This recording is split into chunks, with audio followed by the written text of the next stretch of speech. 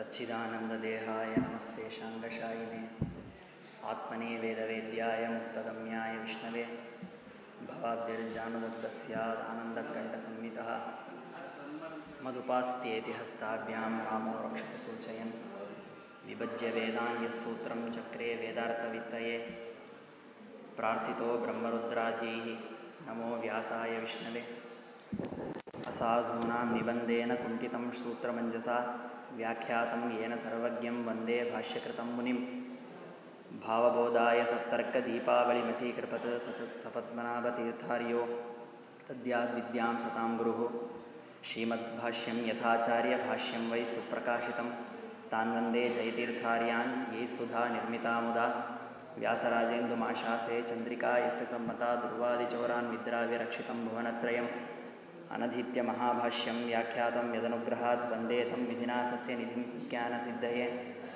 ज्ञानभक्त्याद्युपेतानाम् आचार्याणामनुस्मृतेरञ्जस्तरामि दुर्गाणि येभ्यो लब्धा मया सुधा रामचन्द्रप्रसादेन लब्धाभिनवचन्द्रिका तत्त्वप्रकाशिका व्याख्या व्यज्यते विदुषां मुदे अनुवादपूर्वपक्षसिद्धान्तानां करिष्यते अयोगं बहुवाक्यानां उक्त्वा योगप्रदर्श्यते श्रीगुरुभ्यो नमः हरिः ओम् वेदव्यासोर्योगी यदुपति सुगुरुर्वन्द्यवेदेश भिक्षुः विद्यावद्वर्यधुर्यप्रथितविवरणग्रन्थनिर्माणवित्तः विद्याधीशोऽपि तद्वद्बुधजनमुनयो यस्य शिष्यप्रशिष्याः सोऽयं श्रीयोगिराजो रघुवरतनयो मङ्गलान्यातनोतु ध्रुवादिध्वान्तरवये वैष्णवेन्दीवरेन्दवे श्रीराघवेन्द्रगुरवे नमोऽत्यन्तदयाळवे सत्यनाथं सतांनाथं चित्रचारित्रवारिधिं वन्द्यं मन्दारं वन्दे गोविन्दमन्दिरं सत्यनाथेन्द्रपादाब्जदासापूर्वशिरोमणिं सत्याभिनवतीर्थश्रीपादमिष्टप्रदं भजे सत्याभिज्ञकराब्जोत्तान् पञ्चाशद्वर्षपूजकान् सत्यप्रमोदतीर्थार्यान् नवीन्यायसुधारतान् श्रीमत्सत्यात्मतीर्थस्वामी श्रीपादगुरुभ्यो नमः पृथ्वीमण्डलमध्यस्था पूर्णबोधमतानुगा विष्णवा विष्णुहृदया तान्नमस्ये गुरून्मम श्रीगुरुभ्यो नमः हरिः ओम्. ಐತರೇಯ ಉಪನಿಷತ್ತಿನಲ್ಲಿ ಏತಂ ಹೇವ ಬಹೃಚಾಹ ಮಹತ್ಯುಕ್ತೇ ಮೀಮಾಂಸಂತೆ ಅಂತ ಶುರು ಮಾಡಿ ಏತಂ ಅಗ್ನೌ ಅಧ್ವರ್ಯವಃ ಏತಂ ಅಂತ ಹೇಳಿ ಕ್ರಮವಾಗಿ ಒಂದೊಂದರ ಪದಾರ್ಥಗಳಲ್ಲಿಯೂ ಕೂಡ ಪರಮಾತ್ಮನನ್ನು ಹೇಳಿ ಸರ್ವೇಷು ಭೂತೇಷು ಏತಮೇವ ಬ್ರಹ್ಮೇತ್ಯಾಚಕ್ಷತೆ ಅಂತ ಹೇಳಿ ಎಲ್ಲ ಪ್ರಾಣಿಗಳ ಹೃದಯದಲ್ಲಿ ಪರಮಾತ್ಮನಿದ್ದಾನೆ ಅಂತ ಹೇಳಿ ಐತರೇಯ ಉಪನಿಷತ್ತು ಪರಮಾತ್ಮನ ಮಹಿಮೆಯನ್ನು ತಿಳಿಸ್ತಾ ಇದೆ. ಸರ್ವ ಪದಾರ್ಥಗಳ ಒಳಗೆ ಅಂತರ್ಯಾಮಿಯಾಗಿ ಪರಮಾತ್ಮ ಇದ್ದಾನೆ ಅಂತ ಆ ಐತರೇಯ ಉಪನಿಷತ್ತು ತಿಳಿಸ್ತಾ ಇದ್ದರೆ ಅಲ್ಲಿ ಕೆಲವರು ಆಕ್ಷೇಪ ಮಾಡ್ತಾರೆ, ಈ ವಾಕ್ಯ ಪರಮಾತ್ಮನನ್ನೇ ಹೇಳ್ತಾ ಇಲ್ಲ. ಯಾಕೆಂದರೆ ಈ ವಾಕ್ಯದಲ್ಲಿ ಏನು ಹೇಳ್ತಾ ಇದ್ದಾರೆ, ಎಲ್ಲ ಪ್ರಾಣಿಗಳ ಹೃದಯದ ಒಳಗೆ ಒಬ್ಬ ಇದ್ದಾನೆ ಅಂತ ಕರೀತಾ ಇದ್ದಾರೆ.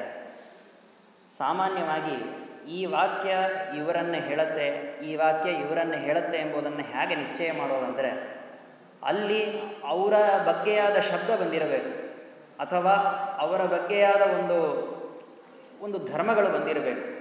ಏನಾದರೂ ಹೇಳಿದರೆ ಆ ವಾಕ್ಯ ಈ ವ್ಯಕ್ತಿಯನ್ನೇ ಹೇಳುತ್ತದೆ ಅಂತ ನಿಶ್ಚಯ ಮಾಡಬಹುದು. ಆ ಥರ ಈ ಐತರೇಯ ವಾಕ್ಯದಲ್ಲಿ ಆದಿತ್ಯ ಅಂತ ಒಂದು ಶಬ್ದವನ್ನು ಪ್ರಯೋಗ ಮಾಡಿದ್ದಾರೆ. ಮೇಲೆ ಮೇಲೆ ಮೇಲೆ ಆದಿತ್ಯ ಅಂತಬಿಟ್ಟು ತಸ್ಯೈತಸ್ಯಾಸೌ ಆದಿತ್ಯೋ ರಸಃ ಅಂತ ಹೇಳಿಬಿಟ್ಟು ಅದರ ನಂತರ ಸರ್ವೇಷು ಭೂತೇಷು ಏತಮೇವ ಬ್ರಹ್ಮೇತ್ಯಾಚಕ್ಷತೆ ಅಂತ ಹೇಳಿ ಸರ್ವಸ್ಥಿತನ ಸರ್ವತ್ರ ಇರುವವನು ಪರಮಾತ್ಮ ಅಂದಿದ್ದಾರೆ. ಹಾಗಾದರೆ ಆದಿತ್ಯ ಅಂತ ಬಿಟ್ಟು ಒಬ್ಬನನ್ನು ಸರ್ವಗತ ಅಂತ ಇದ್ದಾರೆ ಅಂದರೆ ಆವಾಗ ಆದಿತ್ಯನೇ ಸರ್ವಗತ ಆಗಬೇಕು ಅಂತ ಪೂರ್ವಪಕ್ಷಿಗಳು ಹೇಳ್ತಾರೆ. ಅದರ ನಂತರ ಇದೇ ಸ್ಥಳದಲ್ಲೇನೆ ಈ ಸರ್ವಗತನನ್ನು ವಿಸ್ತಾರವಾಗಿ ಹೇಳಿದ ಐತರೇಯ ಉಪನಿಷತ್ತು ಸರ್ವಗತನಾದ ವ್ಯಕ್ತಿಯನ್ನು ಹೇಳಿಬಿಟ್ಟು ಅದರ ನಂತರ ಸೂರ್ಯ ಆತ್ಮ ಜಗತಸ್ತಸ್ತು ಚಶ್ಚ ಎಂಬುವಂತಹ ಸೂರ್ಯನ ಮಂತ್ರವನ್ನು ಉದಾಹರಣೆ ಮಾಡಿದೆ, ವೇದವೇ ಉದಾಹರಣೆ ಮಾಡಿದೆ. ಹಾಗಾದರೆ ಸರ್ವಗತನ ಬಗ್ಗೆ ಹೇಳಿಬಿಟ್ಟು ಸೂರ್ಯನ ಮಂತ್ರವನ್ನು ಉದಾಹರಣೆ ಮಾಡ್ತದೆ ಅಂದರೆ ಆವಾಗ ಸರ್ವಗತ ಯಾರಾಗಬೇಕು? ಸೂರ್ಯನೇ ಆಗಬೇಕು, ದೇವರಾಗೋದಿಲ್ಲ ಅಂತ ಪೂರ್ವಪಕ್ಷ. ಅಷ್ಟು ಮಾತ್ರ ಅಲ್ಲ, ಈ ಸರ್ವಗತ ಅಂದರೆ ಏನಪ್ಪ? ಎಲ್ಲದರ ಒಳಗೂ ಇರುವವ, ಎಲ್ಲದರ ಒಳಗೂ ಇರುವವ ಎಲ್ಲೆಲ್ಲೆಲ್ಲ ಇದ್ದಾನೆ ಅಂದರೆ ವೇದಗಳಲ್ಲಿ ಇದ್ದಾನೆ, ಆಕಾಶದಲ್ಲಿದ್ದಾನೆ, ಪೃಥಿವಿಯಲ್ಲಿದ್ದಾನೆ, ಎಲ್ಲ ಅಗ್ನಿಗಳಲ್ಲಿ ಇದ್ದಾನೆ, ಅದರ ನಂತರ ಚಂದ್ರದಲ್ಲಿದ್ದಾನೆ. ಅವನೇ ಸರ್ವಗತ ಅಂತಿದ್ದಾರೆ. ಹಾಗಾದರೆ ಸೂರ್ಯನಲ್ಲಿದ್ದಾನೆ ಅಂತ ಹೇಳಿಲ್ಲ, ಚಂದ್ರನನ್ನೇ ಹೇಳಿದರು, ಎಲ್ಲ ಬೆಳಕು ಕೊಡುವ ಪದಾರ್ಥಗಳನ್ನು ಹೇಳಿದರು. ಆದರೆ ಸೂರ್ಯನ ಒಳಗಿದ್ದಾನೆ ಅಂತ ಹೇಳದೆ ಸರ್ವಗತ ಅಂದ್ಬಿಟ್ರು. ಹಾಗಾದರೆ ಸೂರ್ಯನ ಒಳಗಿರುವವನ ಇಲ್ಲ. ಹಾಗಾದರೆ ಸೂರ್ಯನ ಒಳಗಿದ್ದಾನೆ ಅಂತ ಹೇಳದೆ ಬರೀ ಸರ್ವಗತ ಅಂದಿದ್ದಾನೆ ಅಂದರೆ ಹಾಗಾದರೆ ಈ ಸರ್ವಗತ ಅಂತ ಹೇಳಲ್ಪಟ್ಟವನು ಸೂರ್ಯನೇ ಆಗಬೇಕು. ಯಾಕೆಂದರೆ ಚಂದ್ರನನ್ನು ಹೇಳಿದವರು ಚಂದ್ರನ ಒಳಗಿದ್ದಾನೆ ಅಂತ ಹೇಳಿದಾಗ ಸೂರ್ಯನ ಒಳಗೂ ಇದ್ದಾನೆ ಅಂತ ಹೇಳಿರಬೇಕಲ್ಲ. ಅದನ್ನು ಮಾತ್ರ ಯಾಕೆ ಬಿಟ್ಟರು ವೇದದಲ್ಲಿ? ಬಿಟ್ಟಿದ್ದಾರೆ ಅಂದರೆ ಆವಾಗ ಸೂರ್ಯನೇ ಸರ್ವಗತ, ಸೂರ್ಯನೇ ಎಲ್ಲದರ ಒಳಗಿದ್ದುಕೊಂಡು ಎಲ್ಲವನ್ನು ಪ್ರೇರಣೆ ಮಾಡುವವನು ಅಂತ ಒಂದು ಪೂರ್ವಪಕ್ಷಿಗಳು ಹೇಳ್ತಾರೆ. ಯಾವಾಗಲೂ ಪೂರ್ವಪಕ್ಷಿಗಳು ಒಬ್ಬರು ಇರಲ್ಲ, ಅನೇಕ ಜನರು ಇರ್ತಾರೆ. ಆ ಅನೇಕ ಜನರು ಸೇರಿಕೊಂಡು ಪೂರ್ವಪಕ್ಷವನ್ನು ಮಾಡ್ತಾರೆ. ಆ ಅನೇಕ ಜನರ ಅಭಿಪ್ರಾಯ ಏನಂದರೆ ಅವರ ಅಭಿಪ್ರಾಯ ಹೊಂದಿಕೊಂಡು ಹೋಗಲಾರದು. ಎರಡನೇ ಪೂರ್ವಪಕ್ಷಿಗಳು ಜೀವ ಅಂತ ಹೇಳುವವರು. ಜೀವನಿಗೂ ಆದಿತ್ಯ ಪಕ್ಷ ಸಮ್ಮತಿ ಇಲ್ಲ, ಆದಿತ್ಯನಿಗೂ ಜೀವ ಪಕ್ಷ ಸಮ್ಮತಿ ಇಲ್ಲ. ಆದರೆ ಇವರ ಬಗ್ಗೆ ಇರುವಂತಹ ಒಂದು ಹೊಂದಾಣಿಕೆ ಏನಂದರೆ ಇವರು ಯಾರಿಗೂ ವಿಷ್ಣು ಸರ್ವಗತ ಅನ್ನೋದು ಬೇಡ ಅಷ್ಟೇ. ಹಾಗಾದರೆ ಪೂರ್ವಪಕ್ಷವನ್ನು ಹೀಗೆ ಮಾಡ್ತಾರೆ, ನಮಗೆ ವಿರೋಧಿಯೇ ಇದ್ದರೆ ಸಾಕು, ಅವರ ಮಧ್ಯದಲ್ಲಿ ಪರಸ್ಪರ ಎಷ್ಟು ಬೇಕಂದರೆ ವಿರೋಧ ಮಾಡಿಕೊಳ್ಳಿ, ಆದರೆ ನಾವು ಹೊಂದ್ಕೊಂಡಿರ್ತೇವೆ. ಆದರೆ ನಮಗೆ ಒಂದೇ ವಿರೋಧ ಏನಂದರೆ ವಿಷ್ಣು ಸರ್ವಗತ ಆಗಬಾರದು ಅಂತ. ಹಾಗೆ ಎರಡನೇ ಪೂರ್ವಪಕ್ಷಿ ಹೊರಡ್ತಾರೆ. ಯಾವಾಗಲೂ ಪ್ರಬಲ ಪೂರ್ವಪಕ್ಷಿ ಒಬ್ಬರು ಇರ್ತಾರೆ, ಅವರ ಜೊತೆಗೆ ಇವರೂ ಒಂದು ಪೂರ್ವಪಕ್ಷವನ್ನು ಸೇರಿಸ್ಕೋತಾರೆ. ಇವಾಗ ಏನಂದರೆ ಸರ್ವಗತನಾದವನು ಜೀವ ಆಗಲಿ, ಅಂದರೆ ನಾವೆಲ್ಲ ಸೇರಿ ಸರ್ವಗತರು ಅಂತ ಒಂದು ಪಕ್ಷ, ನಾವೆಲ್ಲ ಸೇರಿರೋಣ ಅಂತ ಹೇಳ್ತಾರೆ ಇವರು. ಹೇಗೆಂದರೆ ಯಾಕೆ ಜೀವನನ್ನು ಯಾಕೆ ಸರ್ವಗತ ಅಂತ ಹೇಳಬೇಕು ಅಂದರೆ ಈ ಸರ್ವಗತರ ಪ್ರಕರಣದಲ್ಲಿ ಚಕ್ಷುರ್ಮಯ ಶ್ರೋತ್ರಮಯ ಅಂತ ಒಂದು ಶಬ್ದ ಪ್ರಯೋಗ ಇದೆ. ಚಕ್ಷುರ್ಮಯ ಅಂದರೆ ಚಕ್ಷುರಿಂದ್ರಿಯವನ್ನು ತನ್ನ ಕರಣವಾಗಿಟ್ಟುಕೊಂಡು ಎಲ್ಲ ಪದಾರ್ಥಗಳನ್ನು ನೋಡುವವನು, ಶ್ರೋತ್ರವನ್ನು ಕಿವಿಯನ್ನು ಕರಣವಾಗಿಟ್ಟುಕೊಂಡು ಕೇಳುವವನು ಅಂತಲ್ಲ ಅಲ್ಲಿ ಅದರ ಅಭಿಪ್ರಾಯ. ಇದೆಲ್ಲ ಮಾಡುವವನು ಯಾರು? ಜೀವ. ಆದ್ದರಿಂದ ಜೀವನೇ ಸರ್ವಗತ ಅಂತ ಇದು ಇನ್ನೊಂದು ಪೂರ್ವಪಕ್ಷ, ಹೊಸ ಪೂರ್ವಪಕ್ಷ ಇದು. ಆಮೇಲೆ ಅಷ್ಟು ಮಾತ್ರ ಅಲ್ಲ, ದೇವರನ್ನು ಏನು ಮಾಡಿದ್ರೂ ಸರ್ವಗತ ಅಂತ ಹೇಳಬಾರದು. ಯಾಕೆಂದರೆ ಇಲ್ಲಿ ಸರ್ವಗತ ಅನ್ನೋದಕ್ಕೆ ಅರ್ಥ ಏನಂದರೆ ಎಲ್ಲ ಕಡೆ ಇರುವವನು ಅಂತ ಅರ್ಥ ಇಲ್ಲ. ಸರ್ವಗತ ಅನ್ನೋದಕ್ಕೆ ಅರ್ಥ ಏನಂದರೆ ಎಲ್ಲ ಜೀವರ ಹೃದಯದ ಒಳಗಿರುವವನು ಅಂತ ಅರ್ಥ. ಸರ್ವ ಜೀವರ ಹೃದಯದ ಒಳಗಿರುವವನು ಅಂದರೆ ಸರ್ವ ಜೀವದ ಹೃದಯ ಎಷ್ಟಿರ್ತದೆ? ಇಷ್ಟೇ ಇರ್ತದೆ, ಭಾಳ ಸಣ್ಣ ಜಾಗ ಅದು. ಆವಾಗ ದೇವರನ್ನು ಸಣ್ಣ ಜಾಗೆಯಲ್ಲಿ, ಹತ್ರ ಒಟ್ಟು ದೇವರಂತಲ್ಲ, ಇಲ್ಲಿ ಯಾರನ್ನು ಸರ್ವಗತ ಅಂತ ಕರೀತಾ ಇದ್ದಾರೋ ಅವನನ್ನು ಸಣ್ಣ ಜಾಗೆಯಲ್ಲಿರುವವ ಅಂತ ಕರೀತಾ ಇದೆ ವೇದ. ಆದರೆ ದೇವರು ಅರ್ಥಾತ್ ವಿಷ್ಣು ಇವನು ಎಲ್ಲ ಕಡೆಗೂ ಇರುವವನು, ಸಣ್ಣ ಜಾಗೆಯಲ್ಲಿರುವವ ಅಲ್ಲ. ಅಂದಮೇಲೆ ಸಣ್ಣ ಜಾಗೆಯಲ್ಲಿ ಮಾತ್ರ ಇದ್ದು ಹೊರ ಇಲ್ಲದೇ ಇರುವಂತಹ ಒಂದು ಸಣ್ಣ ಪುರುಷ ಅವನನ್ನು ಹೇಳ್ತಾ ಇದೆ. ಇದು ಜೀವ ಆಗಬಹುದು, ದೇವರಾಗಲಿಕ್ಕಿಲ್ಲ. ಯಾಕೆಂದರೆ ದೇವರು ಹೆಂಗೆ ಇಷ್ಟು ಸಣ್ಣದಾಗಿರ್ತಾನೆ, ದೇವರ ದಿಪ್ಪಿ ಸಣ್ಣದಾಗೂ ಇರ್ತಾನೆ, ದೊಡ್ಡದಾಗೂ ಇರ್ತಾನೆ, ಆದರೆ ಸಣ್ಣದಾಗಿ ಮಾತ್ರ ಇರೋದಿಲ್ಲವಲ್ಲ. ಆದ್ದರಿಂದ ದೇವರು ಸರ್ವಗತ ಅನ್ನುವಂತಹ ವಿಷಯವನ್ನು ಬಿಡಬೇಕು ಅಂತ ಇಷ್ಟು ಪೂರ್ವಪಕ್ಷ ಬಂದಾಗ ವೇದವ್ಯಾಸ ದೇವರು ಸಿದ್ಧಾಂತ ಮಾಡ್ತಾ ಇದ್ದಾರೆ, ಸರ್ವತ್ರ ಪ್ರಸಿದ್ಧೋಪದೇಶ ಅಂತ ಹೇಳಿ. ಈ ಐತರೇಯ ಉಪನಿಷತ್ತಿನಲ್ಲಿ ಹೇಳಿ ಬಂದಿರುವಂತಹ ಆ ಸರ್ವಗತ ಅನ್ನೋ ಯಾರಂದರೆ ಅವರು ವಿಷ್ಣುನೇ ಆಗಬೇಕು, ಆದಿತ್ಯನೂ ಅಲ್ಲ, ಜೀವನೂ ಅಲ್ಲ. ಹೇಗಪ್ಪ ಅಂದರೆ ಪ್ರಸಿದ್ಧೋಪದೇಶ, ಪರಮಾತ್ಮನಲ್ಲೇ ಪ್ರಸಿದ್ಧವಾಗಿರುವಂತಹ ಬ್ರಹ್ಮಶಬ್ದ ವಿಷ್ಣುವಿನಲ್ಲಿ ಮಾತ್ರ ಪ್ರಸಿದ್ಧವಾದ, ಬೇರೆ ಎಲ್ಲೂ ಪ್ರಸಿದ್ಧವಾಗದಿರುವಂತಹ ಒಂದು ಶಬ್ದ ಇದೆ, ಬ್ರಹ್ಮ ಎಂಬುವಂತಹ ಶಬ್ದ. ಸರ್ವೇಷು ಭೂತೇಷು ಏತಮೇವ ಬ್ರಹ್ಮೇತ್ಯಾಚಕ್ಷತೆ ಅಂತ ಹೇಳಿ ಸರ್ವಗತನ ಬಗ್ಗೆ ಹೇಳಿರುವಂತಹ ವೇದ ಬ್ರಹ್ಮ ಅಂತ ಹೇಳಿದೆ. ಆ ಸರ್ವಗತನಾದವನು ಬ್ರಹ್ಮ ಆಗ್ತಾನೆ ಅಂತ. ಆವಾಗ ಬ್ರಹ್ಮ ಯಾರಪ್ಪ? ವಿಷ್ಣು ತಾನೆ. ಹಾಗಾದರೆ ಸರ್ವಗತನು ವಿಷ್ಣುವೇ ಅಂತಲೇ ಹೇಳಬೇಕು. ಅದಕ್ಕೆ ಅವರು ಸುಮ್ಮನೆ ಇರೋದಿಲ್ಲ. ಏನ್ರಿ ನಾನು ಇಷ್ಟು ಹೇಳಿದ್ದೇನಲ್ಲ, ಆದಿತ್ಯನೇ ಆಗಬೇಕು ಅಂತ ಆದಿತ್ಯ ಶಬ್ದವನ್ನು ಹೇಳಿದ್ದೇನೆ, ಮತ್ತು ಸೂರ್ಯ ಮಂತ್ರದ ಉದಾಹರಣವನ್ನು ಹೇಳಿದ್ದೇನೆ, ಇಷ್ಟೆಲ್ಲ ಹೇಳಿದ್ದೇನಲ್ಲ, ಇದಕ್ಕೆಲ್ಲ ಏನು ಗತಿ ಅಂತ ಕೇಳಿದರೆ ಅದಕ್ಕೆ ಒಂದೊಂದಾಗಿ ಸೂತ್ರಕಾರರು ಉತ್ತರ ಕೊಡ್ತಾ ಬರ್ತಾ ಇದ್ದಾರೆ.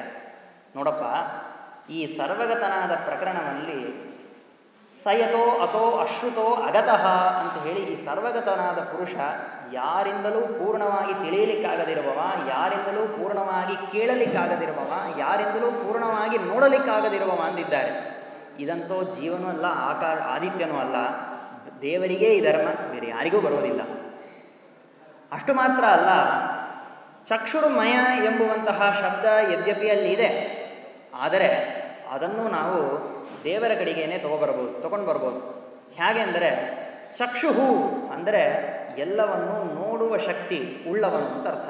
ಚಕ್ಷುರ್ಮಯ ಅಂದರೆ ಆನಂದಮಯ ಇದ್ದಂಗೆ ಎಲ್ಲವನ್ನೂ ನೋಡುವ ಶಕ್ತಿಯಿಂದ ತುಂಬಿದವನು ಅಂತ ಅರ್ಥ ಮಾಡಿಬಿಟ್ರೆ ಚಕ್ಷುರ್ಮಯ. ಶ್ರೋತ್ರಮಯ ಅಂದರೆ ಎಲ್ಲವನ್ನೂ ಕೇಳುವ ಶಕ್ತಿ ಇವನಲ್ಲೇ ಪೂರ್ಣ ಇದೆ ಅಂತ ಮಾಡಿಬಿಟ್ರೆ ಚಕ್ಷುರ್ಮಯ, ಶ್ರೋತ್ರಮಯ. ಎಲ್ಲ ಶಬ್ದಗಳು ಕೂಡ ಜೀವನದಲ್ಲಿ ಬರುವುದಕ್ಕಿಂತಲೂ ಕೂಡ ಹೆಚ್ಚಿಗೆ ದೇವರಲ್ಲೇ ಬಂದ್ಬಿಡ್ತದೆ. ಅಷ್ಟು ಮಾತ್ರ ಅಲ್ಲ, ಈ ಅನೇಕ ಮಂತ್ರಗಳನ್ನು ಉದಾಹರಣೆ ಮಾಡಿದ್ದಾರೆ ಅಂತ ಒಂದು ಮಾತಿದೆ. ಅದನ್ನೂ ಸರಿ ಮಾಡಬಹುದು. ಯಾಕೆಂದರೆ ಎಲ್ಲ ವೇದಗಳಿಂದಲೂ ಪ್ರತಿಪಾದ್ಯನಾದವನು ಪರಮಾತ್ಮ ಅಂದ ಮೇಲೆ ಸೂರ್ಯ ಆತ್ಮ ಜಗತಸ್ತಸ್ತುಷಶ್ಚ ಅಂತ ಹೇಳಿದ್ದಾರೆ. ಅಲ್ಲಿ ನೋಡಿದರೆ ಸೂರ್ಯ ಶಬ್ದವೂ ಕೂಡ ಪರಮಾತ್ಮನನ್ನೇ ಹೇಳ್ತಾ ಇರೋಣದರಿಂದ ಆ ಸೂರ್ಯ ಮಂತ್ರವೂ ಕೂಡ ಅದು ಸೂರ್ಯನ ಮಂತ್ರ ಅಲ್ಲ, ಅದು ಸೂರ್ಯನ ಒಳಗಿರುವಂತಹ ದೇವರ ಮಂತ್ರವಾದ ಕಾರಣದಿಂದ ಆ ಸೂರ್ಯ ಮಂತ್ರದ ಉದಾಹರಣೆಯೂ ಕೂಡ ಅಷ್ಟು ಆ ಪೂರ್ವಪಕ್ಷಕ್ಕೆ ಕೈ ಕೊಡೋದಿಲ್ಲ. ಕಿಂತು ಪೂರ್ವಪಕ್ಷಿಗೆ ಅದು ಅನರ್ಥವಾಗೇ ಆಗಿದೆ, ಅದು ಸಿದ್ಧಾಂತಕ್ಕೆ ಬಹಳ ಅನುಕೂಲವಾಗಿದೆ ಅಂತ ತೋರಿಸಿಕೊಡ್ತಾರೆ. ಅಲ್ಲಿ ಕ್ರಮವಾಗಿ ಬರುವಂತಹ ಸೂತ್ರ ಸರ್ವತ್ರ ಪ್ರಸಿದ್ಧೋಪದೇಶಾತ್ ವಿವಕ್ಷಿತ ಗುಣೋಪಪತ್ತೇ ಅನುಪಪತ್ತೇಸ್ತು ನ ಶಾರೀರ ಕರ್ಮಕರ್ತೃ ವ್ಯಪದೇಶಾತ್ ಶಬ್ದ ವಿಶೇಷಾತ್, ಅದರ ನಂತರದಲ್ಲಿ ಸ್ಮೃತೇಶ್ಚ ಅಂತ ಒಂದು ಸೂತ್ರ ಇದೆ. ಇದರ ವ್ಯಾಖ್ಯಾನ ಮಾಡೋ ಕಾಲಕ್ಕೆ ಶ್ರೀಮದಾಚಾರ್ಯ ಏನು ಹೇಳ್ತಾರೆ ಅಂದರೆ, ಅಹಮಾತ್ಮ ಗುಡಾಕೇಶ ಸರ್ವಭೂತಾಶಯ ಸ್ಥಿತ ಎಂಬುವಂತಹ ಸ್ಮೃತಿಯಲ್ಲಿ ಏನು ಮಾಡಿದ್ದಾರೆ, ಕೃಷ್ಣ ದೇವರನ್ನು ಪರಮಾತ್ಮನ ಅವತಾರಭೂತನಾದ ಸಾಕ್ಷಾತ್ ಶ್ರೀಕೃಷ್ಣ ಪರಮಾತ್ಮನು ಅರ್ಜುನನ್ನು ನೋಡಿ ಉಪದೇಶ ಮಾಡೋ ಕಾಲಕ್ಕೆ ಹೇಳ್ತಾನೆ, ಅಹಮಾತ್ಮ ಗುಡಾಕೇಶ. ಗುಡಾಕ ಅಂದರೆ ನಿದ್ರಾ, ಗುಡಾಕೇಶ ಅಂದರೆ ನಿದ್ರೆಯನ್ನು ಜಯಿಸಿದವನು ಅರ್ಜುನನೇ ಅಹಮಾತ್ಮ. ರಾಘವೇಂದ್ರ ಸ್ವಾಮಿಗಳವರು ವಿವೃತಿಯಲ್ಲಿ ಬಹಳ ಅದ್ಭುತವಾಗಿ ಈ ಮಂತ್ರವನ್ನು ವ್ಯಾಖ್ಯಾನ ಮಾಡ್ತಾರೆ. ಈ ವಾಕ್ಯವನ್ನು ಅಹಂ ಆತ್ಮ, ಆತ್ಮ ಅಂದರೆ ಸರ್ವಗತ ಅಂತ ಅರ್ಥ. ಆತ್ಮ ಅನ್ನೋ ಶಬ್ದ ತನು ವಿಸ್ತಾರೆ ಅನ್ನೋ ಧಾತುವಿನ ಮೇಲೆ ಬಂದದ್ದು. ತನು ವಿಸ್ತಾರೆ ಅನ್ನೋ ಧಾತುವಿನ ಮೇಲೆ ಬಂದಿರುವಂತಹ ಆತ್ಮ ಶಬ್ದಕ್ಕೆ ಟೀಕಾರಾಯರು ಎರಡರ್ಥ ತೋರಿಸಿದ್ದಾರೆ ಸುಧಾದಲ್ಲಿ. ಒಂದು ಕಡೆಗೆ ಸಕಲ ಗುಣ ಪರಿಪೂರ್ಣ ಅಂತ ಹೇಳಿ, ಇನ್ನೊಂದು ಕಡೆಗೆ ಸ್ವಾಮಿ ಅಂತ ಒಂದು ಅರ್ಥವನ್ನು ತೋರಿಸಿದ್ದಾರೆ. ಹೇಗೆ ಸರ್ವ ಗುಣ ಪರಿಪೂರ್ಣನೋ ಸರ್ವ ದೇಶ ಪರಿಪೂರ್ಣ ಅಂತಲೂ ಸರಳವಾಗಿ ಅರ್ಥ ಮಾಡಲಿಕ್ಕೆ ಬರ್ತದೆ. ತನು ವಿಸ್ತಾರೆ ಅನ್ನೋ ಧಾತುವಿನ ಮೇಲೆ ಆತೋ ಮಣಿಪಶ್ಚ ಅಂತ ಹೇಳಿ ಅನ್ಯೋಪ್ಯೋಪಿ ದೃಶ್ಯಂತೆ ಅನ್ನೋ ಸೂತ್ರದಿಂದ ಮನಿನ್ ಪ್ರತ್ಯವನಿಟ್ಟಾಗಿ ಬರುವಂತಹ ರೂಪವೇ ಆತ್ಮನ್ ಅನ್ನೋದು. ಹಾಗಾದರೆ ಸರ್ವತ್ರ ಇರುವವನು ಅಂತ ಅರ್ಥ. ಆತ್ಮ ಅಂದರೆ ಸರ್ವಗತನಾದ ಪರಮಾತ್ಮನು ಕೃಷ್ಣನೇ ಹೇಳ್ತಾನೆ, ನೋಡಪ್ಪ ಅಹಂ ಆತ್ಮ, ನಾನು ಎಲ್ಲ ಕಡೆಗೂ ಇದ್ದೇನೆ. ಎಲ್ಲ ಕಡೆಗೂ ಇದ್ದೇನೆ ಅಂತ ಹೇಳಿದ ಮೇಲೆ ಸಣ್ಣ ಜಾಗೆಯಲ್ಲಿ ಇಲ್ಲ ಅಂತ ತಿಳ್ಕೊಂಬೇಡ. ಸರ್ವಭೂತಾಶಯ ಸ್ಥಿತ, ಭೂತ ಅಂದರೆ ಪ್ರಾಣಿಗಳು. ಇದಕ್ಕೆ ಪೂರ್ವದಲ್ಲಿ ಅರ್ಜುನ ಪ್ರಶ್ನೆ ಮಾಡಿರ್ತಾನೆ, ಏನಂದರೆ ನೋಡಪ್ಪ ಕೃಷ್ಣ, ನಿನ್ನನ್ನು ನಾನು ಎಲ್ಲೆಲ್ಲೆಲ್ಲ ತಿಳಿಯೋದು, ನಿನ್ನ ಬಗ್ಗೆ ತಿಳಿಯಬೇಕು ಅಂತ ಹೇಳಿದಿ, ನಿನ್ನನ್ನು ನೀನು ಎಲ್ಲಿ ಇದ್ದೀನಿ ನಾನು ತಿಳಿಬೇಕು ಅಂತ ಅರ್ಜುನ ಪ್ರಶ್ನೆ ಮಾಡಿದಾಗ ಅಲ್ಲ ಕೃಷ್ಣ ಉತ್ತರ ಕೊಡ್ತಾ ಇದ್ದಾನೆ, ನನ್ನನ್ನು ಎಲ್ಲ ಕಡೆಗೂ ಇದ್ದೇನೆ, ಎಲ್ಲ ಕಡೆಗೂ ಇರುವಂತಹ ನಾನೇ ಸಣ್ಣ ಜಾಗೆಯಲ್ಲೂ ಇದ್ದೇನೆ ಅಂತ ತಿಳಿ ಅಂತ ಹೇಳಿ ಕೃಷ್ಣ ಉತ್ತರ ಕೊಟ್ಟಿದ್ದಾನೆ. ಸರ್ವಭೂತಾಶಯ ಸ್ಥಿತ ಅಂತ ಹೇಳಿ. ಒಟ್ಟು ಸೂತ್ರಕಾರರು ಸ್ಮೃತೇಶ್ಚ ಅಂತ ಇಷ್ಟೇ ಹೇಳಿದರು. ಈ ಸ್ಮೃತಿಯೇ ವೇದವ್ಯಾಸ ದೇವರಿಗೆ ಅಭಿಪ್ರಾಯಪಟ್ಟಿದೆ ಅಂತ ಹೇಳಿ ನಮ್ಮ ಶ್ರೀಮದಾಚಾರ್ಯ ಇದನ್ನು ಉದಾಹರಣೆ ಮಾಡಿದ ಸ್ವಾರಸ್ಯ ಏನಂದ್ರೆ, ಅರ್ಧಕೌಕಸ್ತ್ವಾ ತದ್ವ್ಯಪದೇಶಾನ್ಯೇತಿ ಚೆನ್ನ ನಿಚಾಯತ್ವಾದೇವಂ ವ್ಯೋಮವಚ್ಚ ಅನ್ನೋ ಸೂತ್ರದಲ್ಲಿ ಸರ್ವತ್ರ ಇರುವಂತಹ ಪರಮಾತ್ಮನಿಗೆ ಅಲ್ಪದೇಶ ಸ್ಥಿತತ್ವವನ್ನು ಸಮರ್ಥನೆ ಮಾಡಿಕೊಡ್ತಾರೆ. ಅದನ್ನೇ ಈ ಸ್ಮೃತಿಯು ಹೇಳ್ತಾ ಇದೆ. ಅಹಂ ಆತ್ಮ ಸರ್ವಭೂತ ಆಶಯ ಸ್ಥಿತಶ್ಚ ಅನ್ನೋಣದರಿಂದ ಸರ್ವಗತನಾದ ನಾನೇ ಸಣ್ಣ ಜಾಗೆಯಲ್ಲೂ ಇದ್ದೇನೆ ಅಂತ ಹೇಳಿದರೆ ಪೂರ್ವಪಕ್ಷಿಗೂ ಕೂಡ ಉತ್ತರ ಕೊಟ್ಟಂಗಾಯಿತು ಅನ್ನೋ ಒಂದು ಸ್ವಾರಸ್ಯವೂ ಕೂಡ ಇದರಿಂದ ಗೊತ್ತಾಗ್ತದೆ. ಆಮೇಲೆ ಇನ್ನೊಂದು ವಾಕ್ಯ ಇದೆ, ಗಾಮಾವಿಶ್ಯ ಚ ಭೂತಾನಿ ಮತ್ಸ್ಥಾನಿ ಧಾರಯಾಮ್ಯಹ ಮೋಜಸ ಅನ್ನುವಂತಹ ಇನ್ನೊಂದು ಸ್ಮೃತಿ ವಾಕ್ಯ. ಇದು ಏನು ಹೇಳ್ತಾ ಇದೆ ಅಂದರೆ, ಗಾಮ್ ಅಂದರೆ ಪೃಥ್ವಿ, ಗಾಮಾವಿಶ್ಯ ಚ ಪೃಥ್ವಿಯ ಒಳಗೆ ಪ್ರವೇಶ ಮಾಡಿ, ಸರ್ವಾಣಿ ಭೂತಾನಿ ಎಲ್ಲ ಚೇತನ ಪದಾರ್ಥಗಳ ಒಳಗಿದ್ದುಕೊಂಡು ಅದನ್ನು ನಾನೇ ಧಾರಣೆ ಮಾಡ್ತಾ ಇದ್ದೇನೆ ಅಂತ ಈ ಗೀತಾವಾಕ್ಯವು ಕೂಡ ಪರಮಾತ್ಮ ಸರ್ವಗತ ಅನ್ನೋದನ್ನು, ಸರ್ವ ಪದಾರ್ಥದ ಒಳಗಿದ್ದು ಪ್ರೇರಣೆ ಮಾಡುವವನು ಆದಿತ್ಯನೋ ಇವನೋ ಅಲ್ಲ, ಜೀವನೋ ಅಲ್ಲ, ಪರಮಾತ್ಮನೇ ಆಗ್ತಾನೆ ಅಂತ ಈ ಕೃಷ್ಣನ ವಾಕ್ಯದಿಂದಲೂ ಕೂಡ ನಾವು ತಿಳಿಲಿಕ್ಕೆ ಬರ್ತದೆ ಅಂತ ವೇದವ್ಯಾಸ ದೇವರು ಆ ಗೀತಾ ವಾಕ್ಯದ ಸಮ್ಮತಿಯನ್ನು ಕೊಡ್ತಾರೆ. ಯದ್ಯಪಿ ಇದೇ ಗೀತಾದಲ್ಲೇನೆ ಇನ್ನೊಂದು ಕಡೆಗೆ ಮಯಾ ತತಮಿದಂ ಸರ್ವಂ ಜಗದ್ ಅವ್ಯಕ್ತ ಮೂರ್ತಿನ ಮತ್ಸ್ಥಾನಿ ಸರ್ವಭೂತಾನಿ ನಚಾಹಂ ತೇಷ್ವಸ್ಥಿತ. ನೋಡಬೇಕಾದ ವಾಕ್ಯ ನಚಾಹಂ ತೇಷ್ವಸ್ಥಿತ. ನಾನು ಯಾವುದರ ಒಳಗೂ ಇಲ್ಲ, ನನ್ನ ಒಳಗೆ ಎಲ್ಲವೂ ಇದೆ ಅಂತ ಕೃಷ್ಣ ಹೇಳ್ತಾನೆ. ಆದರೆ ಅದೇ ಕೃಷ್ಣ 10ನೇ ಅಧ್ಯಾಯದಲ್ಲಿ ಹೋಗಿ ನಾನೇ ಎಲ್ಲದರ ಒಳಗೂ ಇದ್ದೇನೆ ಅಂತ ಇದ್ದಾನೆ. ವಿರೋಧ ಬರ್ತದಲ್ಲ ಅಂದರೆ ವಾದಿರಾಜ ಸ್ವಾಮಿಗಳವರು ವ್ಯಾಖ್ಯಾನ ಮಾಡ್ತಾರೆ. ಯದ್ಯಪಿ ಇಲ್ಲೆಲ್ಲ ಗೀತಾ ಪ್ರಸ್ಥಾನಕ್ಕೆ ಅವರ ವ್ಯಾಖ್ಯಾನ ಸಾಕ್ಷಾತ್ ಇಲ್ಲ, ಆದರೆ ಗೀತೋಪದೇಶವನ್ನು ಮಾಡಿದ ಸಂಗ್ರಹವನ್ನು ಮಹಾಭಾರತ ತಾತ್ಪರ್ಯ ನಿರ್ಣಯದಲ್ಲಿ ಆಚಾರ ಮಾಡೋ ಕಾಲಕ್ಕೆ ಅಪೂರ್ಣ ಮಹಾಭಾರತದ ಕಥೆಯನ್ನು ಹೇಳ್ತಾ ಇರೋ ಕಾಲಕ್ಕೆ ಅರ್ಜುನನಿಗೆ ಗೀತೆಯನ್ನು ಉಪದೇಶ ಮಾಡಿದ ಅನ್ನೋ ಕಾಲಕ್ಕೆ ಆ ಗೀತಾವಿನ ಅಭಿಪ್ರಾಯಗಳೆಲ್ಲ ಆಚಾರ ಅನುವಾದ ಮಾಡ್ತಾರೆ. ಅಲ್ಲಿ ವಾದಿರಾಜ ಸ್ವಾಮಿಗಳವರು ಒಂದು ವ್ಯಾಖ್ಯಾನವನ್ನು ತೋರಿಸ್ತಾರೆ. ಏನಂದರೆ ನಚಾಹಂ ತೇಷ್ವಸ್ಥಿತ ಅಂದರೆ ನಾನು ಯಾವುದರ ಒಳಗೂ ಇಲ್ಲ ಅಂತ ಹಂಗೆ ಅರ್ಥ ಮಾಡ್ಕೊಳ್ಬೇಡ್ರಿ. ನಾನು ಯಾವ ಪದಾರ್ಥದ ಒಳಗೂ ಇದ್ದುಕೊಂಡು ಅದನ್ನು ಆಶ್ರಯ ಮಾಡಿಕೊಂಡಿಲ್ಲ ಅಷ್ಟೇ, ನಾನು ಎಲ್ಲದರ ಒಳಗೂ ಇದ್ದೇನೆ, ಎಲ್ಲದರ ಹೊರಗೂ ಇದ್ದೇನೆ ಅಂತ. ಅಲ್ಲಿ ವಾದಿರಾಜ ಸ್ವಾಮಿಗಳು ಒಂದು ಸ್ವಾರಸ್ಯ ತೋರಿಸ್ತಾರೆ. ಹೊರಗಿರುವ ಪದಾರ್ಥ ಒಳಗಿರುವ ಪದಾರ್ಥವನ್ನು ಹಿಡ್ಕೊಂಡದ್ದನ್ನು ನಾವು ನೋಡಿದ್ದೇವೆ. ಯಾವುದೋ ಒಂದು ಪದಾರ್ಥವನ್ನು ಹಿಡಿಬೇಕಂದ್ರೆ ಅದರ ಹೊರಗಿಂದ ಹಿಡಿತದೆ. ಆದರೆ ಒಳಗಿದ್ದ ಪದಾರ್ಥ ಹೊರಗಿರುವ ಪದಾರ್ಥವನ್ನು ಹೆಂಗೆ ಹಿಡಿಯೋದು? ಅದು ಸಾಧ್ಯವೇ ಇಲ್ಲವಲ್ಲ. ಯಾಕೆಂದರೆ ಯಾವಾಗಲೂ ಯಾವುದು ಔಟರ್ ಮೋಸ್ಟ್ ಲೇಯರೋ ಅದೇ ಒಳಗಿರುವ ಪದಾರ್ಥವನ್ನು ಹಿಡಿಯೋದು. ಆದರೆ ದೇವರು ಒಳಗಿದ್ದಾನೆ ಅಂತೀರಿ, ಆದರೆ ಹೊರಗಿರೋದನ್ನು ಹೆಂಗೆ ಹಿಡಿತಾನೆ ಅಂದರೆ ವಾದಿರಾಜ ಸ್ವಾಮಿಗಳು ಸುಲಭವಾಗಿ ಲೌಕಿಕ ದೃಷ್ಟಾಂತವನ್ನು ಕೊಡ್ತಾರೆ. ಏನಪ್ಪ, ನಾವು ಎಷ್ಟೋ ಯಂತ್ರಗಳನ್ನೆಲ್ಲ ಮಾಡ್ತೇವೆ. ಆವಾಗ ಯಂತ್ರಗಳು ಅಂದರೆ ಮಿಷಿನ್ಗಳು, ಅವುಗಳನ್ನೆಲ್ಲ ಮಾಡ್ತೇವೆ. ಹಾಗಾದರೆ ಅವುಗಳನ್ನು ತನ್ನ ಮೈ ಮೇಲೆ ಇಟ್ಟುಕೊಂಡು ಒಂದು ಪುರುಷ ಅದನ್ನು ತಾನು ನರ್ತನಾದಿಗಳನ್ನು ಮಾಡಿ ತೋರಿಸ್ತಾನೆ. ಆವಾಗ ಹೊರಗಿರುವ ನಾವೆಲ್ಲ ನೋಡ್ತೇವಲ್ಲ, ಹೊರಗೆ ದೊಡ್ಡ ಒಂದು ಮಿಕ್ಕಿ ಮೌಸ್ ಥರನೋ ಈ ಥರ ಯಾವುದೋ ಒಂದು ಚಿತ್ರವನ್ನು ಮೇಲೆ ಹಾಕ್ಕೊಂಡು ಒಳಗೆ ನರ್ತನವನ್ನು ಮಾಡ್ತಾ ಇರ್ತಾರೆ. ಆವಾಗ ಹೊರಗಿದ್ದ ಆ ಗೊಂಬೆಯನ್ನು ಹಿಡಕೊಂಡವ ಯಾರು ಅಂದರೆ ಒಳಗಿದ್ದವನೇ. ಹೊರಗಿದ್ದುಕೊಂಡು ಹಿಡಿಯೋ ಥರ ಒಳಗಿಡ್ಕೊಂಡು ಹಿಡಿಬಹುದು. ಅಷ್ಟು ಮಾತ್ರ ಅಲ್ಲ, ನಮ್ಮ ದೇಹವನ್ನು ಯಾರು ಹಿಡಿದಿದ್ದೇವೆ ಅಂದರೆ ಜೀವನೇ ಈ ದೇಹವನ್ನು ಹಿಡಿದದ್ದು. ಹಾಗಾದರೆ ಈ ಜೀವ ಒಳಗಿದ್ದುಕೊಂಡು ಹೊರಗಿರೋ ದೇಹವನ್ನು ಧಾರಣೆ ಮಾಡ್ತಾನೆ. ಅದೇ ಥರ ದೇಹದ ಎಲ್ಲ ಭೂತಗಳ ಒಳಗಿರುವಂತಹ ಪರಮಾತ್ಮನು ಸರ್ವಭೂತಗಳನ್ನು ಧಾರಣೆ ಮಾಡ್ತಾನೆ ಅಂತ ಅವಶ್ಯ ಹೇಳಬಹುದು ಅಂತ ವಾದಿರಾಜ ಸ್ವಾಮಿಗಳವರು ಮಹಾಭಾರತ ತಾತ್ಪರ್ಯ ನಿರ್ಣಯ ವ್ಯಾಖ್ಯಾನದಲ್ಲಿ ತೋರಿಸ್ಕೊಡ್ತಾರೆ. ಮತ್ತು ಈ ಬ್ರಹ್ಮಸೂತ್ರ ಭಾಷ್ಯದ ಟೀಕೆಯಲ್ಲಿ ಟೀಕಾಕೃತ್ಪಾದರು ಒಂದು ಸ್ವಾರಸ್ಯವನ್ನು ತೋರಿಸ್ತಾರೆ. ಏನಂದರೆ ಬ್ರಹ್ಮಸೂತ್ರದಲ್ಲಿ ವೇದವ್ಯಾಸ ದೇವರು ಈ ಸ್ಮೃತಿಯನ್ನು ಕೋಟ್ ಮಾಡಿದ್ದಾರೆ. ಯಾವುದನ್ನು? ಸರ್ವಗತನಾದವನು ಪರಮಾತ್ಮನೇ ಆಗಿದ್ದಾನೆ ಅನ್ನಲಿಕ್ಕೆ ಸ್ಮೃತಿ ಸಮ್ಮತಿಯೂ ಇದೆ ಅಂಥೇಳಿ. ಸ್ಮೃತಿ ಬರೆದದ್ದು ಯಾರು ಅಂದರೆ ತಾವೇ, ಸೂತ್ರ ಬರೆದದ್ದು ಯಾರು ಅಂದರೆ ತಾವೇ ಬ್ರಹ್ಮಸೂತ್ರವನ್ನು ಬರೆದ ವೇದವ್ಯಾಸ ದೇವರು ತಮ್ಮ ವಾಕ್ಯವನ್ನೇ ಉದಾಹರಣೆ ಮಾಡಿ, ನೋಡ್ರಪ್ಪ ಗೀತೆಯಲ್ಲೂ ಇದೆ ಅಂತ ಹೇಳಿ ತಾನೇ ಇನ್ನೊಂದು ಕಡೆಗೆ ಹೇಳಿದ್ದನ್ನು ತಾನೇ ಇನ್ನೊಂದು ಕಡೆಗೆ ಹೇಳಿಬಿಟ್ಟು, ನೋಡು ನಾ ಹೇಳಿದ ವಿಷಯ ಪ್ರಾಮಾಣಿಕ ಅಂತ ಹೇಳಿದರೆ ಇದೇನು ನ್ಯಾಯ ಇದು? ನಾ ಹೇಳಿದ್ದು ಸರಿ ಅನ್ನೋದಕ್ಕೆ ನನ್ನಕ್ಕಿಂತ ದೊಡ್ಡವರ ವಾಕ್ಯವನ್ನು ಕೊಡಬೇಕು. ಆದರೆ ನನ್ನ ಇನ್ನೊಂದು ವಾಕ್ಯವನ್ನೇ ಕೊಟ್ಬಿಟ್ಟು, ನೋಡಿದ್ರೆ ನಾನು ಹೇಳಿದ ಸತ್ಯ ಅಂತ ಹೇಳಿದ್ರೆ ಹ್ಯಾಂಗೆ ಸರಿ ಅಂತ ಪ್ರಶ್ನೆ ಮಾಡಿಕೊಂಡು ಟೀಕಾಕೃತ್ಪಾದರು ಹೇಳ್ತಾರೆ, ಪರೋಕ್ತ ಅನುವಾದ ರೂಪತ್ವ ಅಂಥೇಳಿ. ಈ ಗೀತಾ ಅನ್ನೋದು ಯದ್ಯಪಿ ಬರೆದದ್ದು ವೇದವ್ಯಾಸ ದೇವರೇ, ಆದರೆ ಅದು ಹೇಳಿದ್ದು ಕೃಷ್ಣ. ಆದ್ದರಿಂದ ಕೃಷ್ಣ ಹೇಳಿದ್ದನ್ನು ಇಲ್ಲಿ ಅನುವಾದ ಮಾಡ್ತಾ ಇದ್ದಾರೆ ವೇದವ್ಯಾಸ ದೇವರಾದ್ದರಿಂದ ಇಲ್ಲಿ ಏನೂ ತೊಂದರೆ ಇಲ್ಲ ಅಂತ ಟೀಕಾಕೃತ್ಪಾದರ ವಾಕ್ಯಕ್ಕೆ ಇಷ್ಟೇ ಒಂದು ಮೇಲ್ನೋಟವಾದ ಸ್ಥೂಲವಾದ ಸಾಧಾರಣವಾದ ಒಂದು ಅಭಿಪ್ರಾಯ ತೋರ್ತದೆ. ಆದರೆ ಅಭಿನವ ಚಂದ್ರಿಕಾದಲ್ಲಿ ಸತ್ಯನಾಥ ಸ್ವಾಮಿಗಳವರು ವಿಶೇಷವಾಗಿ ವ್ಯಾಖ್ಯಾನವನ್ನು ಮಾಡ್ತಾರೆ. ಸತ್ಯನಾಥರ ಮಹಿಮಾ ಅನೇಕ ಇರ್ಬೋದು, ಆದರೆ ಈ ಗ್ರಂಥದ ಹೆಸರೇ ಒಂದು ದೊಡ್ಡ ಮಹಿಮಾ ಇದು. ಅಭಿನವ ಚಂದ್ರಿಕಾ ಅಂತ ಹೆಸರಿಡಲಿಕ್ಕೆ ಎಷ್ಟು ಧೈರ್ಯ ಬೇಕಾಗಿದೆ ಅಂದರೆ, ಒಂದು ಸಲ ಜನ್ಮದಲ್ಲಿ ಚಂದ್ರಿಕಾವನ್ನು ಅಧ್ಯಯನ ಮಾಡಿ ಅದರ ಅಭಿಪ್ರಾಯವನ್ನು ತಿಳ್ಕೊಳ್ಳೋಷ್ಟರೊಳಗೆ ಅರ್ಧ ಆಯುಷ್ಯ ಕಳೆದೋಗ್ತದೆ. ಆ ಚಂದ್ರಿಕೆಯನ್ನು ಅಧ್ಯಯನ ಮಾಡಿ ಅದರಲ್ಲಿ ಹೇಳಿದ ವಿಷಯಗಳನ್ನು ಮಂಡನ ಮಾಡಿ ಅದರ ಮೇಲೆ ಒಂದು ಆಕ್ಷೇಪ ಬಂದಾಗ ಹೊಸ ಉತ್ತರಗಳನ್ನು ಕೊಟ್ಟು ಚಂದ್ರಿಕೆಯನ್ನೂ ಸಮರ್ಥನೆ ಮಾಡಿ ಟೀಕಾಕೃತ್ಪಾದರ ವಾಕ್ಯವನ್ನು ಸಮರ್ಥನೆ ಮಾಡ್ತಾರೆ ಅಂದರೆ ಅದು ಸಾಮಾನ್ಯವಾದ ಪಾಂಡಿತ್ಯ ಇದ್ದರೆ ಬರುವಂತಹ ಸಾಮರ್ಥ್ಯ ಇಲ್ಲ. ಇದು ವ್ಯಾಸರಾಜರ ಗ್ರಂಥಗಳಲ್ಲೇ ಅತ್ಯದ್ಭುತವಾದ ಗ್ರಂಥ, ಅತೀ ಅತೀ ಅತೀ ಗಹನವಾದ ಗ್ರಂಥ ಅಂದರೆ ತಾತ್ಪರ್ಯ ಚಂದ್ರಿಕಾ ಗ್ರಂಥ.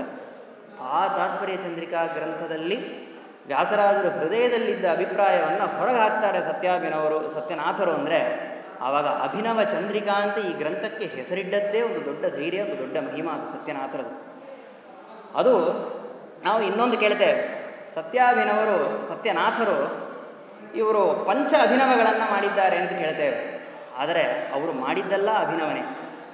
ಅವರು ರಾಮದೇವರ ಮೇಲೆ ಮಾಡಿದ ಭಕ್ತಿಯೂ ಅಭಿನವ ಭಕ್ತಿ. ಯಾಕೆಂದರೆ ಸತ್ಯಾಭಿನವರನ್ನು ನೋಡಿ ಅವರು ವೈಕುಂಠ ಯಾತ್ರಾ ಮಾಡೋ ಸತ್ಯನಾಥರು ಸ್ವಯಂ ಅವರ ಕೊನೆಯ ಸಂದರ್ಭದಲ್ಲಿ ಸತ್ಯಾಭಿನವರನ್ನು ನೋಡಿ ಹೇಳ್ತಾರೆ, ನಮಗೆ 2 ಪದಾರ್ಥಗಳ ಮೇಲೆ ಮಮತಾ ಇದೆ. ಏನಪ್ಪ ನೀವು ಸನ್ಯಾಸಿಗಳು ನಿಮಗೆ ಹೋಗಿ ಮಮತೆ ಇದೆ ಅಂತಿರಲ್ಲ ಅಂತ. ಹೌದು, ಎಂತಹ ಮಮತೆ ಅಂದರೆ ನಮಗೆ ಮಮತಾ ಅನ್ನೋದು ಈ ದೇಹ ಇರುವ ತನಕ ನಮ್ಮ ಪದಾರ್ಥಗಳ ಮೇಲೆ ಮಮತಾ ಇರೋದು. ಆದರೆ ಸತ್ಯನಾಥರು ಹೇಳ್ತಾರೆ, ನಾನು ಮೋಕ್ಷಕ್ಕೆ ಹೋದ ಮೇಲೂ 2 ಪದಾರ್ಥಗಳ ಮೇಲೆ ಮಮತಾ ಇರೋದು. ಒಂದು ಆ ಸಾಕ್ಷಾತ್ ಮೂಲರಾಮಚಂದ್ರ ದೇವರ ಪ್ರತಿಮೆಯ ಮೇಲೆ, ಇನ್ನೊಂದು ನಿಮ್ಮ ಮೇಲೆ ಅಂತ ಹೇಳ್ತಾರೆ. ಹಾಗಾದರೆ ಸತ್ಯಾಭಿನವ ತೀರ್ಥರು ಸತ್ಯನಾಥ ತೀರ್ಥರಿಗೆ ಎಷ್ಟು ಪ್ರೀತಿಪಾತ್ರರು ಅನ್ನೋದು ಗೊತ್ತಾಗ್ತದೆ. ಆ ಮೂಲರಾಮಚಂದ್ರ ದೇವರ ಪ್ರತಿಮೆಯ ಮೇಲೆ ಸತ್ಯನಾಥ ಸ್ವಾಮಿಗಳವರು ಎಷ್ಟು ಭಕ್ತಿಯನ್ನು ಮಾಡ್ತಾ ಇದ್ದರು, ಆ ಪ್ರತಿಮೆಯೊಳಗಿರುವಂತಹ ಪರಮಾತ್ಮನ ಮೇಲೆ ಎಷ್ಟು ಭಕ್ತಿ ಮಾಡ್ತಾ ಇದ್ರು ಎಂಬುದು ಗೊತ್ತಾಗ್ತದೆ. ಈ ಭಕ್ತಿಯೂ ಅಭಿನವ. ದೇವರ ಭಕ್ತಿ ಮಾತ್ರ ಅಲ್ಲ, ಗುರುಗಳ ಭಕ್ತಿಯೂ ಭಾಳ ಅಭಿನವ ಅವರದು. ಏನಂದರೆ ಸತ್ಯನಾಥರು ಒಮ್ಮೆ ಸತ್ಯನಿಧಿಗಳು ಇರುವ ಊರಿಗೆ ಹತ್ತಿರ ಬರ್ತಾ ಇರೋ ಕಾಲಕ್ಕೆ ಅವರು ಗುರುಗಳಲ್ಲಿ ಇದ್ದಾರೆ ಅಂತ ಗೊತ್ತಾಯಿತು. ಆ ಊರಿನ ಎಲ್ಲೆಯಿಂದ ಮಠದ ತನಕ ಹೆಜ್ಜೆ ನಮಸ್ಕಾರ ಹಾಕ್ಕೊಂಡು ಗುರುಗಳನ್ನು ನೋಡ್ಕೊಂಡು ಹೋಗ್ತಾರೆ. ಇಂಥದ್ದನ್ನು ನಾವೆಲ್ಲೂ ಕೇಳಿದ್ದೇ ಇಲ್ಲ. ಇಂತಹ ಒಂದು ವಿಚಿತ್ರ ಭಕ್ತಿಯನ್ನು ನಾವು ಕೇಳಿದ್ದೇ ಇಲ್ಲ. ಅದಕ್ಕೆ ಅವರು ಮಾಡಿದ ಗುರುಭಕ್ತಿಯೂ ಭಾಳ ಅಭಿನವ. ಅವರು ಶಿಷ್ಯರ ಮೇಲೆ ಮಾಡಿದಂತಹ ಅನುಗ್ರಹವೂ ಭಾಳ ಅಭಿನವ. ಯಾಕೆಂದರೆ ಸ್ವಲ್ಪ ಹೊತ್ತು ಮುಂದೆ ಹೇಳಿದೆ ಅಲ್ವಾ, ಮೋಕ್ಷಕ್ಕೆ ಹೋದ ಮೇಲೂ ಸತ್ಯಾಭಿನವರ ಮೇಲೆ ಇನ್ನೂ ಮಮತಾ ಇಟ್ಕೊಂಡಿದ್ದಾರೆ ಸತ್ಯನಾಥರು ಅನ್ನೋದು, ಅದು ಶಿಷ್ಯರ ಮೇಲೆ ಮಾಡಿದ ಅನುಗ್ರಹವೂ ಅಭಿನವ. ಇನ್ನೊಂದು, ಅವರ ಹತ್ರ ಇರುವ ಗುರುಭಕ್ತಿಯೂ ಅಭಿನವ. ಅಂದರೆ ಸತ್ಯಾಭಿನವರು ಮಾಡಿ ಸತ್ಯನಾಥರಲ್ಲಿ ಏನೊಂದು ಗುರುಭಕ್ತಿ ಇದೆ ಅದು ಅಭಿನವ. ಯದ್ಯಪಿ ಗುರುಭಕ್ತಿ ಅನ್ನೋದು ಸತ್ಯನಾಥರಲ್ಲಿರೋದು, ಆದರೆ ಸತ್ಯಾಭಿನವರಲ್ಲಿರುವಂತಹ ಗುರುಭಕ್ತಿ ಅದು ಹೆಂಗೆ ಸತ್ಯನಾಥರಲ್ಲಿ ಇದೆ ಅಂತ ಹೇಳೋದಂದರೆ, ಒಂದು ಅದು ಮಾಡುವ ಗುರುಭಕ್ತಿ ಸತ್ಯನಾಥರನ್ನು ಕುರಿತು ಮಾಡ್ತಾರಾದ ಕಾರಣದಿಂದ ಅದು ಸತ್ಯನಾಥರಲ್ಲೇ ಇದ್ದಂಗೆ ಲೆಕ್ಕ. ಇನ್ನೊಂದು ಸ್ವಲ್ಪ ಕುಟಿಲವಾದ ಹಾದಿಯಲ್ಲಿ ಒಂದು ಕೆಟ್ಟ ಭಾಷೆಯಲ್ಲಿ ಹೇಳಬೇಕಂದ್ರೆ, ವಿಷಯಿತಾ ಸಂಬಂಧೇನ ಗುರುಭಕ್ತಿ ಸತ್ಯಾಭಿನವರಲ್ಲಿದೆ, ವಿಷಯತಾ ಸಂಬಂಧೇನ ಸತ್ಯನಾಥರಲ್ಲಿದೆ ಅಂತ ಹೇಳ್ಬೋದು. ಹಾಗಾಗಿ ಏನಾಯ್ತಂದರೆ ಸತ್ಯನಾಥರಲ್ಲಿರುವಂಥ ಅಂದರೆ ಸತ್ಯಾಭಿನವರು ಸತ್ಯನಾಥರ ಮೇಲೊಂದು ವಿಚಿತ್ರ ಗುರುಭಕ್ತಿ ಮಾಡಿದ್ದಾರೆ, ಅದು ಹೊಸದು. ಏನು ಮಾಡಿದ್ರು ಅದು ಗುರುಗಳ ಅನುಗ್ರಹ ಅಂತ ಹೇಳ್ತಾರೆ. ಅದಕ್ಕೆ ಸತ್ಯನಾಥರು ಪಂಚಾಭಿನವ ಕರ್ತೃಗಳು ಮಾತ್ರ ಅಲ್ಲ, ಅವರು ಮಾಡಿದ ಎಲ್ಲವೂ ಅಭಿನವವೇ. ಅವರು ಅಭಿನವ ಕರ್ತೃಗಳು ಅಷ್ಟೇ, ಅಭಿನವ ಅಭಿನವ ಅಭಿನವ ಕರ್ತೃಗಳು, ಎಲ್ಲವನ್ನೂ ಹೊಸದಾಗೇ ಮಾಡ್ತಾರೆ. ಆ ಥರ ಈ ಟೀಕಾ ವಾಕ್ಯಕ್ಕೆ ವ್ಯಾಖ್ಯಾನ ಮಾಡೋ ಕಾಲಕ್ಕೆ ಇಷ್ಟು ತನಕ ನಾವು ಕೇಳದೇ ಇರುವಂತಹ ಒಂದು ಹೊಸ ಪ್ರಮೇಯವನ್ನು ಸತ್ಯನಾಥರು ಹೇಳ್ತಾರೆ. ಏನಂದರೆ ಟೀಕಾರಾಯರು ಇಷ್ಟೇ ಹೇಳಿದರು. ಏನಂತ, ಗೀತಾವಾಕ್ಯವನ್ನು ಬ್ರಹ್ಮಸೂತ್ರದಲ್ಲಿ ಹ್ಯಾಂಗೆ ಉದಾಹರಣೆ ಮಾಡೋದು, ಬ್ರಹ್ಮಸೂತ್ರವೂ ವೇದವ್ಯಾಸ ದೇವರೇ ಬರೆದದ್ದು, ಗೀತೆಯನ್ನೇ ವೇದವ್ಯಾಸ ದೇವರೇ ಬರೆದದ್ದು. ಅಂದ ಮೇಲೆ ತನ್ನ ವಾಕ್ಯತೆಯನ್ನೇ ಸಮ್ಮತಿಯಾಗಿ ಕೊಟ್ಟರೆ ಇದೇನದು, ಅದಷ್ಟು ಸ್ವಾರಸ್ಯ ಇಲ್ಲವಲ್ಲ ಅಂತ ಕೇಳಿದಾಗ, ಬೇರೆಯವರು ಹೇಳಿದ್ದನ್ನು ಅನುವಾದ ಮಾಡುವುದು ಗೀತಾವಾಕ್ಯ. ಹಾಗಾಗಿ ಗೀತಾವನಿದವಿ ಬರೆದದ್ದು ವೇದವ್ಯಾಸ ದೇವರು, ಅಭಿಪ್ರಾಯ ವೇದವ್ಯಾಸ ದೇವರದಲ್ಲ, ಅಭಿಪ್ರಾಯ ಕೃಷ್ಣ ಹೇಳಿದ್ದನ್ನು ಹಾಗೆ ಅನುವಾದ ಮಾಡಿದ್ದಾರೆ. ಹಾಗಾದರೆ ಅದು ಗೀತೆ ಕೃಷ್ಣನ ಅಭಿಪ್ರಾಯ ಅಂತ ಇಟ್ಕೊಳ್ರಿ ಅಂತ ಟೀಕಾರಾಯರು ಹೇಳಿದ್ದಾರೆ. ಆದರೆ ಸತ್ಯನಾಥ ಸ್ವಾಮಿಗಳವರು ಇದಕ್ಕೊಂದು ಹೊಸ ಅರ್ಥವನ್ನು ಕೊಡ್ತಾರೆ. ಇಲ್ಲಿ ಪರೋಕ್ತ ಅನುವಾದ ಅಂದರೆ ಕೃಷ್ಣೋಕ್ತ ಅನುವಾದ ಅಂತ ಅರ್ಥ ಮಾಡಬೇಡ್ರಿ. ಪರ ಅಂದರೆ ಅಲ್ಲಿ ವೇದ ಅಂತ ಅರ್ಥ ಮಾಡಿರಿ. ಪರೋಕ್ತ ಅನುವಾದ ಅಂದರೆ ಗೀತಾ ಅನ್ನೋದು ವೇದದಲ್ಲಿ ಹೇಳಿದ ವಿಷಯದ ಅನುವಾದ ರೂಪವಾದದ್ದು ಅಂತ. ಸೂತ್ರಕ್ಕೆ, ಬ್ರಹ್ಮಸೂತ್ರಕ್ಕೆ ಸ್ಮೃತಿ ಸಮ್ಮತಿಯನ್ನು ಕೊಡೋದು ಹೇಗೆ? ಬ್ರಹ್ಮಸೂತ್ರ ಅನ್ನೋದು ವೇದಕ್ಕಿಂತಲೂ ಉತ್ತಮವಾದದ್ದು. ಅಂದರೆ ಯದ್ಯಪಿ ಗೀತಾವು ವೇದಕ್ಕಿಂತ ಉತ್ತಮವಾದದ್ದೇ, ಆದರೆ ಸ್ಮೃತಿವಾಕ್ಯವನ್ನು ಉದಾಹರಣೆ ಮಾಡೋದರಲ್ಲಿ ಇನ್ನೊಂದು ಸ್ವಾರಸ್ಯ ಏನಿದೆ ಅಂದರೆ, ಸ್ಮೃತಿಯೂ ಕೂಡ ವೇದಕ್ಕೆ ತುಲ್ಯವಾಗಿದೆ ಅಂತ ಹೇಳ್ತಾರೆ. ಹೇಗೆ ಅಂದರೆ 2 ರೀತಿಯಿಂದ ವೇದಕ್ಕೆ ತುಲ್ಯವಾದದ್ದು. ತಾದೃಶತ್ವಾತ್ ಅಪೌರುಷೇಯತ್ವಾಚ ಅಂತ ಸತ್ಯನಾಥರು ಹೇಳ್ತಾರೆ. ಇದು ಕೇಳಿದ್ದೇ ಇಲ್ಲ ಈ ವಿಷಯವನ್ನು. ಸ್ಮೃತಿಯನ್ನು ಅಪೌರುಷೇಯ ಅಂತ ಹೇಳಿಬಿಟ್ರು. ಹೇಗೆ ವೇದಗಳು ಅಪೌರುಷೇಯವೋ ಆ ಥರ ಸ್ಮೃತಿಯೂ ಕೂಡ ಒಂದು ರೀತಿಯಾಗಿ ಈ ವಿವಕ್ಷೆಯಿಂದ ನೋಡಿದಾಗ ಅಪೌರುಷೇಯ ಆಗತ್ತೆ. ಹೇಗೆ ಅಂದರೆ, ವೇದಗಳಿಗೆ ಅಪೌರುಷೇಯತ್ವ ಅಂದರೆ ಏನು? ನಿತ್ಯತ್ವವನ್ನೇ ಅಪೌರುಷೇಯತ್ವ ಅಂತ ಹೇಳುತ್ತೆ. ಹಾಗಾದರೆ ಆ ವೇದಗಳಿಗೆ ಹೇಗೆ ನಿತ್ಯತ್ವ ಇದೆಯೋ ಸ್ಮೃತಿಗಳಿಗೂ ಅದೇ ಥರದ ನಿತ್ಯತ್ವನೇ ಇದೆ. ಅಂದರೆ ಸ್ವಲ್ಪ ವ್ಯತ್ಯಾಸ, ಆದರೆ ನಿತ್ಯತ್ವ ಇದೆ.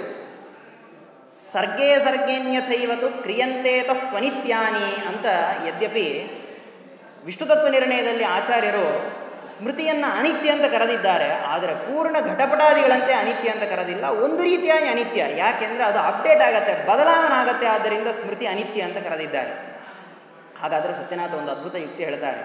ಒಂದು ವಿಷಯ ಬದಲಾವಣೆ ಆಗ್ತದೆ ಅಂದರೆ ಅದು ಇದ್ರೇ ಬದಲಾವಣೆ ಆಗಲಿಕ್ಕಾಗೋದು, ಇಲ್ಲದೇ ಇದ್ದರೆ ಬದಲಾವಣೆ ಆಗಲಿಕ್ಕೆ ಆಗಲಾರದು. ಆವಾಗ ಈ ಕಲ್ಪದಲ್ಲಿ ಬರೆದಿರುವಂತಹ ಮಹಾಭಾರತನೋ ಭಾಗವತನೋ ಅನಂತರ ಕಲ್ಪದಲ್ಲಿ ದೇವರದನ್ನು ಬದಲಾವಣೆ ಮಾಡ್ತಾನೆ ಅಂದರೆ ಇದ್ದದನ್ನು ತಾನೇ ಬದಲಾವಣೆ ಮಾಡಲಿಕ್ಕಾಗೋದು, ಇಲ್ಲದೇ ಇದ್ದದನ್ನು ಹ್ಯಾಂಗೆ ಬದಲಾವಣೆ ಮಾಡಲಿಕ್ಕಾಗೋದು? ಬದಲಾವಣೆ ಅನ್ನೋದಕ್ಕೆ ಅರ್ಥ ಏನಂದರೆ ಅನ್ಯಥಾಕರಣಂ ನಾಮ ವಸ್ತ್ವೈಕ್ಯೇ ಸತಿ ಪ್ರಕಾರ ಭೇದ ಅಂತ ಹೇಳ್ತಾರೆ ಸತ್ಯನಾಥ. ಒಂದೇ ವಸ್ತು ಇರಬೇಕು, ಅದರಲ್ಲಿ ಬರುವಂತಹ ಪ್ರಕಾರಗಳನ್ನು ಮಾರಿಸಿದ್ರೇ ಅನ್ಯಥಾಕರಣ. ಆದರೆ ಸ್ಮೃತಿ ಒಂದು ವೇಳೆ ಹೊಸದಾಗಿ ದೇವರು ಬರೆದಿದ್ದಾನೆ ಅಂದರೆ ಅದನ್ನು ಅನ್ಯಥಾಕರಣ ಅಂತ ಮಾಡಬಾರ್ದು, ಅಕೃತವಾದದ್ದನ್ನು ಕರಣ ಅಂತ ಹೇಳಬೇಕು. ಸರ್ಗೆ ಅನ್ಯಾನಿ ಕ್ರಿಯಂತೆ ಅಂತ ಹೇಳಿರಬೇಕು, ಅನ್ಯಥೈವ ಕ್ರಿಯಂತೆ ಅಂತಿದ್ದಾರೆ. ಹಾಗಾದರೆ ಶ್ರೀಮದಾಚಾರ್ಯರಿಗೂ ಏನು ಅಭಿಪ್ರಾಯ ಅಂದರೆ ವೇದಗಳು ಅಪೌರುಷೇಯವಾಗಿರೋದಂತೆ ಸ್ಮೃತಿಗಳೂ ಅಪೌರುಷೇಯವಾಗಿದೆ.